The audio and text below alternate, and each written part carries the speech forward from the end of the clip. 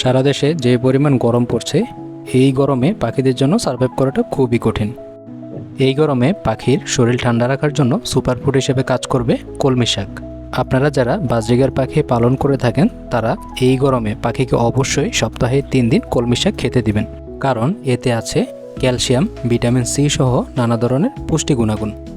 কলমি শাক বাজরিগার পাখির খুবই পছন্দের একটি শাক। বাজরিগার পাখিকে আপনারা কলমি শাক না খেতে দিলে আপনারা বিশ্বাসও করতে পারবেন না ওরা কত পছন্দ করে এই কলমি শাকটিকে। আর এই ভিডিওর মাধ্যমে আপনারা দেখতেই পাচ্ছেন আমার বাজরিগার পাখিগুলোকে আমি কলমি শাক দিয়েছি এবং ওরা কত খুশি মনে এই কলমি শাকগুলো খাচ্ছে।